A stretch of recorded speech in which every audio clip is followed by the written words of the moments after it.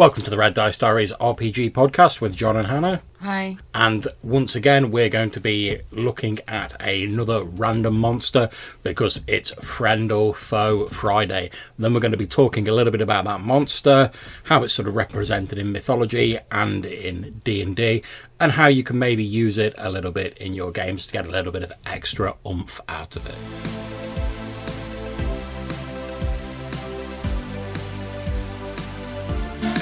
Okay, so we're looking in the back of the classic AD&D 2nd edition monster manual. We're going to roll to determine what letter we're going to use for the monsters. So Hannah, if you want to roll the dice to see what we get. That's an 11 and a 10. That is, I believe, K. Yeah, and what's the 10th monster? Kraken. Lovely, it looks like we're in for some piratical hijinks this week.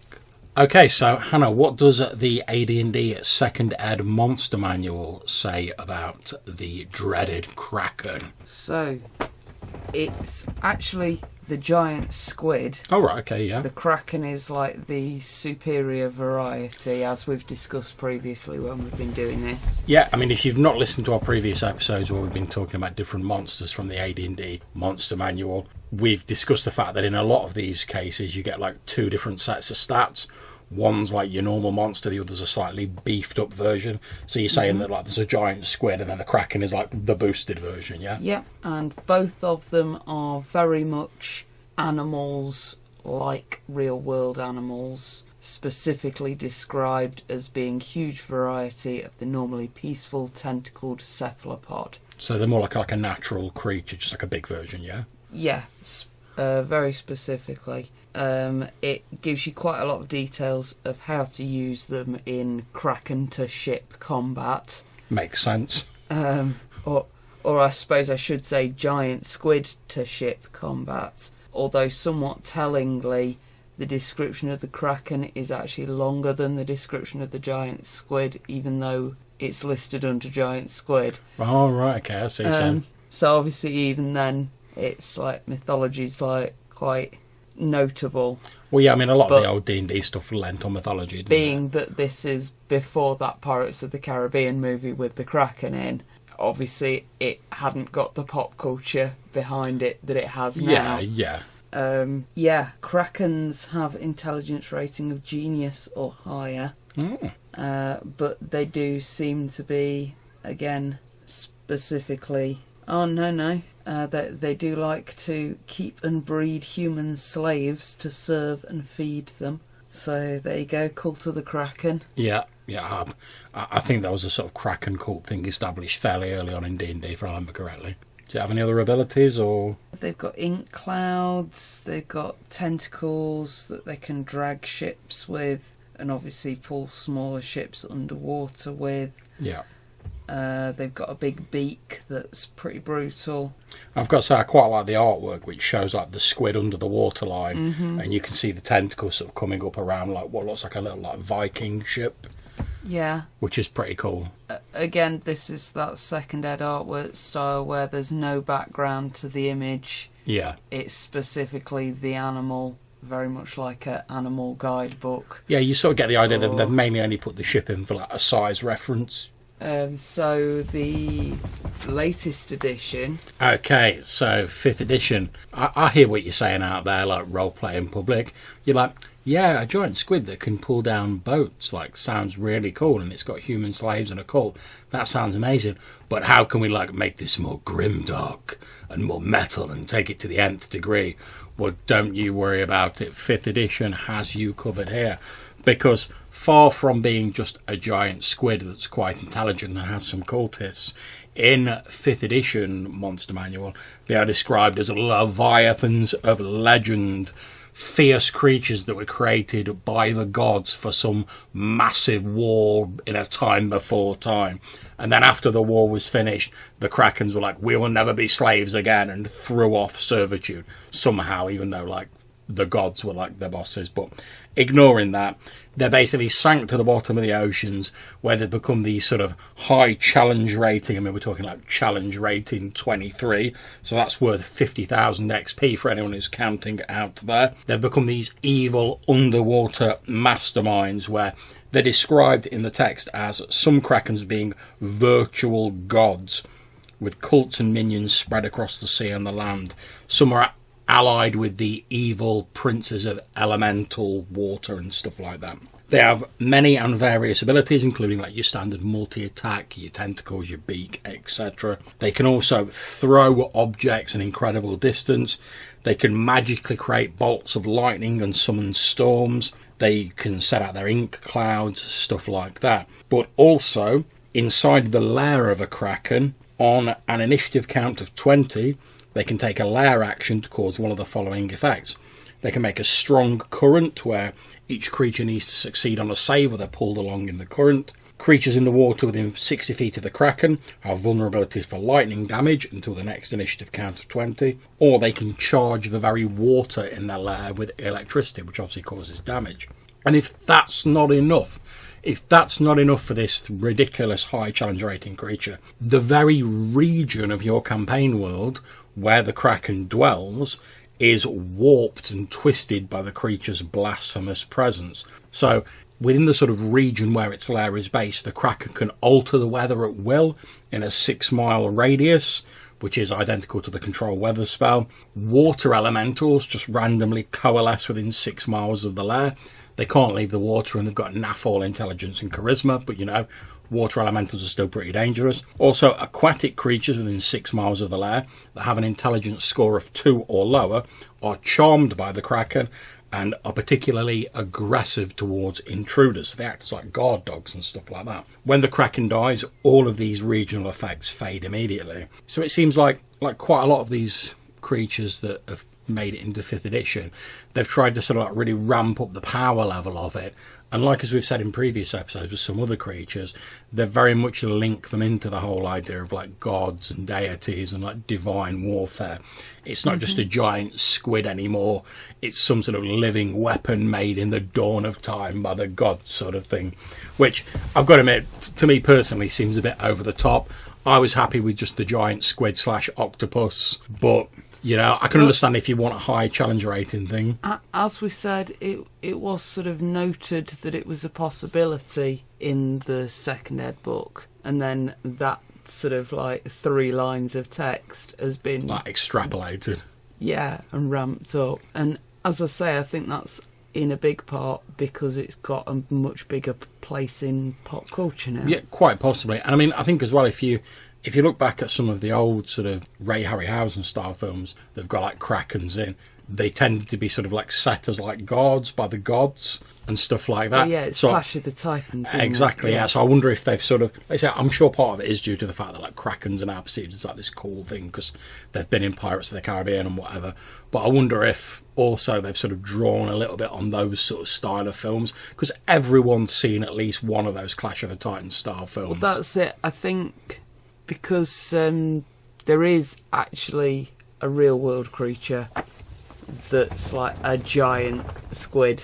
Yes, that's called the Kraken squid, and I think the AD&D one is sort of based on that, with that sort of maybe like element of like cryptozoology solidarity of if the Kraken's real, then some of the other monsters could be real, and that's a nice idea when you're a 14-year-old gamer and it's the 1980s. Yeah, but now we've got this like we know we're using this like incredible monstrous creature, and it should be a big thing in your game. Yeah. So let's make it a big thing in your game. Yeah, I think it's telling that you mention there's a real creature behind this, and I've been looking into this a little bit, and the Kraken is first mentioned in a 13th century Icelandic saga involving 2 sea monsters, and one of them is known as the sea mist, and the other is known as the heatherback, and obviously there's Icelandic words for them, but I can't pronounce them. The sea mist is believed to be a reference to the Kraken, and there's numerous legends about that, like the fact there was only 2 of these monsters, so they couldn't reproduce, and then if there was loads of them, they'd depopulate the world of food because they ate so much, and stuff like that. The Kraken was also mentioned in a first edition of Systema Naturae in 735, which is a sort of taxonomic classification of living organisms by a Swedish botanist, physician, zoologist called Carolus Linnaeus. I'm sure I've probably pronounced that wrong. And he classified it as a cephalopod, so obviously like squids, octopuses, things like that. And it sort of disappeared from later editions because it was sort of like, is it a myth? Is it an actual creature? Etc. But obviously it's been around for a lot of time. And with, as we know, sort of the bodies of sea creatures and like large sea creatures have washed up on many various beaches throughout history.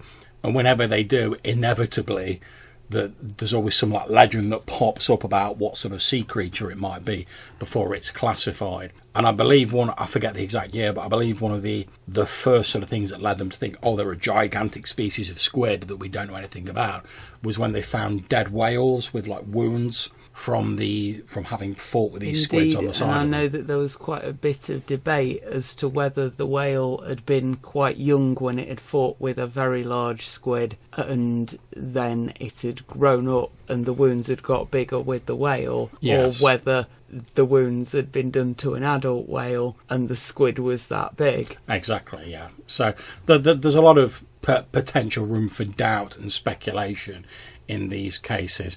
Now, one interesting thing I found in the research is, although we would tend to think about the Kraken as like a giant squid or maybe an octopus or something like that, in Swedish mythology from the sort of 1780s, it's also been described as being like crab-like, so like a more sort of armoured shell creature. And I think if you're looking at the illustration in the 5th edition Monster Manual, it combines elements of those, 'cause it's got tentacles, but it's also got a fanged maw. It looks like it's a bit armoured. So it's like they've taken lots of inspiration from different bits and jammed them together.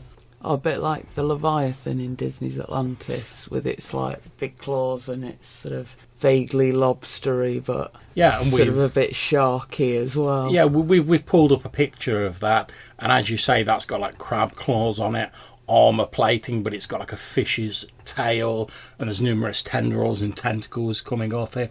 So rather like the 5th edition artwork, the people who made that, the animators and the artists, have obviously looked at lots of different sea creatures and then combined them into this sort of amalgamated creature. And I think that's what is most useful about the sort of like the Krakens and like your Leviathans and things like that.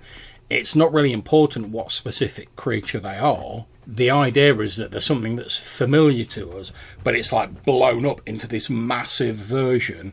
It's huge. It's directly underneath the boat that you're in. Exactly, yeah. And you don't know whether it's coming for you or not. And or you do know, because it is coming for you. And I mean, let's face it, the ocean is quite unnerving, because beyond like the few metres down that we're familiar with, it is an entirely different world. I mean, we're only, with like modern technology, we're only just starting to explore the depths of the oceans. There's still so much down there we don't understand. So the idea of something huge and predatory lurking in the darkness, like just below our feet, and we don't even know it exists, but that it could one day rise up to the surface and sort of drag us down into the depths, that's the real sort of terrifying thing about it, to my mind. It's like, obviously it's not a Kraken, but you take the film Jaws, the scary thing is not the fact that like, oh shit, there's a shark in the water, because we know there's sharks in the water. The scary thing is you see the person swimming and they're like, oh, everything's great, but then it comes up like in that famous sort of image directly from underneath them, before they've got a chance to work out what's going on, it's got you, and that's it, you're gone. So I think that's the best way you can use it in a game, because if you just go like, oh, there's a giant like squid attacking your boat, alright, yeah, that's scary in terms of like what we're going to do about it, but it doesn't really encompass the sort of dread which these creatures embody. So I think if you are going to use them, you should have like a bit of sort of foretelling first. Maybe you see some indistinct shapes moving under the water. Obviously, you can use the weather effects and such like. What was that movie that we watched not long ago that had the sort of almost Kraken-like creature in. Was it? And it made everybody ill on the boat. Was it called sea fever? It might have been called cabin fever. Let me have a look. I think it was called sea fever. Yeah. No, you are absolutely correct, sweetie. It was called sea fever, yeah. And in that, it was a giant sort of organism they came into contact with that leaked this sort of virus-like substance out, like as a deterrent. And the threat from that was the creature was really just used to like confine them all to the boat, really, wasn't it? The creature didn't directly kill anybody. I mean, its excretions did, but it wasn't a case of like it popped up like a monster and grabbed anybody and like dragged them down or anything. But it's still. I was meaning that particular story, they managed to get this sort of vibe of like the people being completely helpless to this enormous thing that's coming for them, and the choices that they're having to make to like sacrifice the boat to try and get away and use the boat as bait and all that sort of stuff. Yeah, I mean, I think, to be honest, if you're trying to get across the real sort of fear of like a kraken or something like that, the best way to use them, in my opinion, is not to treat them like a monster, almost to treat them like terrain, or like you treat like a typhoon or some like monumental weather system. It's like, because unless you've got like ridiculous high level spells, if you're like caught in the middle of like a hurricane or something, you can't fight that hurricane with a sword. There's nothing you can do to stop it. It's all about how you prepare, how you weather that storm, how you survive it. And I think the same should be true of the Kraken. When it's attacking your ship, you can't do anything about it, even if you injure it a few times. The creature doesn't care. It's massive. You've just like poked it with a needle as far as it's concerned. So it's more about how do you weather the attack? Will your ship survive? If the ship doesn't, can you make it to the lifeboats? Can you get to an island? Can you escape? Are you clinging onto like bits of wood as like you're drifting through the seas? That's the real sort of scary thing, and what I think is one of the best ways of using them. With you mentioning that, particularly you saying, treat it like a hurricane. Yep. That leads me to sort of think, I suppose like the actual myth of the Kraken probably comes from some natural disasters or other. Well, yeah, I mean... And I'm having a quick look in the book of the Mythologies to see what that's got to say about them. Sea monster which pulled ships to the sea bottom. So maybe like a whirlpool or something.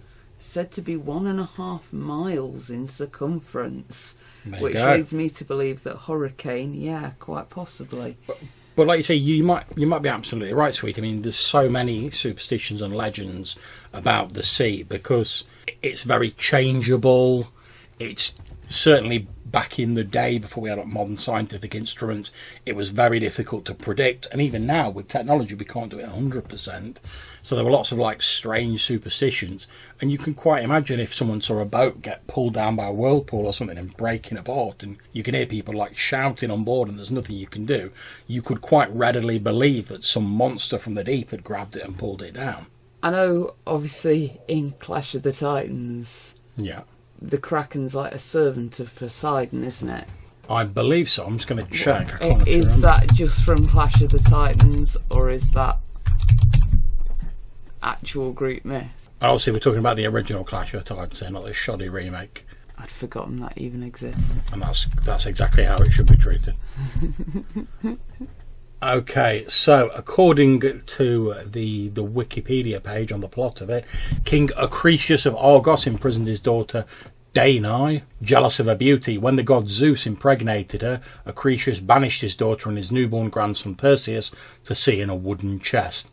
In retribution, Zeus killed Acrisius and ordered Poseidon, the god of the sea, to release the last of the Titans, a gigantic sea monster called the Kraken, to destroy Argos.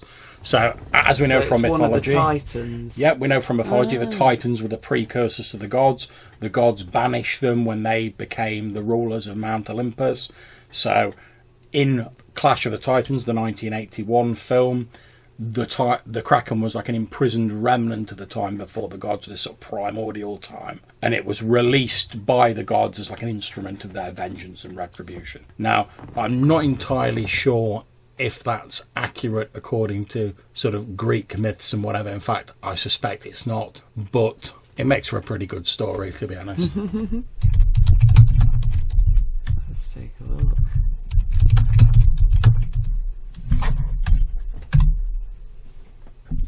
And there we go. Yeah, according to online, there's no actual Kraken in Greek mythology, which is news to me. I always assumed it was Greek because of the Clash of the Titans So link. there you go. It does come from the Nordic stories. Yeah, Norse and Scandinavian and sort of Swedish and Icelandic mythology, and obviously at some point whoever wrote Clash of the Titans incorporated it into the Greek Why not? mythology.